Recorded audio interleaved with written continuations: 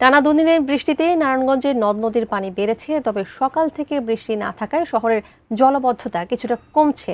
তবে ডিএনডি বাঁধের ভেতরে সৃষ্টি হয়েছে জলাবদ্ধতা, এতে দুর্ভোগ পোহাচ্ছেন সেখানকার মানুষ। নারায়ণগঞ্জের শীতলক্ষ্যা নদীর তীর থেকে বিস্তারিত জানিয়েছেন প্রতিনিধি আব্দুস সালাম।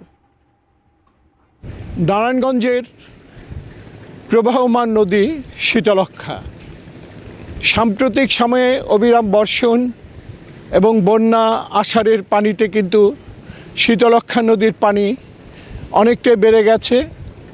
বিআইডব্লিউটিএ আমাদেরকে যেটি জানিয়েছেন যে যেভাবে পানি বাড়ছে তাতে দু এক দিনের মধ্যে পানির উচ্চতা আরও বাড়বে এবং বিপদসীমার উপরে কিন্তু পানি চলে যাবে।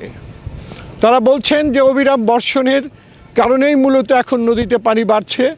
তারপরেও কিন্তু নদীতে পানির ঢল আসছে এবং এই ঢলের ফলে শহরের ভেতরে যেই অলিগলিতে যে খালগুলো আছে সেই খালগুলোতে কিন্তু পানি বেড়ে যাচ্ছে এবং রাস্তাঘাটে এই পানির জমে থাকার ফলে সেখানে কিন্তু পানির যে নিষ্কাশনের যে ব্যবস্থা এবং সিটি কর্পোরেশন শীতলক্ষ্যা নদীর সাথে যে সংযোগ স্থল তৈরি করেছে সেই সংযোগ স্থলটি কিন্তু এখন অনেকটা শীতলক্ষ্যা নদীর যে পানির গতি সেই পানি কিন্তু শহরের ভেতরে ঢুকছে এবং যেই নালাগুলো কাটা হচ্ছে বা যে ড্রেনগুলো কাটা হচ্ছে সেগুলোর যে উচ্চতা সেই উচ্চতা কিন্তু শীতলক্ষ্যা নদীর পানি তার চেয়ে বেশি উচ্চতায় থাকায় সে যে শহরের যে বৃষ্টিতে জমে থাকা পানি সেগুলো কিন্তু নদীতে আসছে না, যে ফলে মানুষের কিন্তু চরম দুর্ভোগ সৃষ্টি হচ্ছে।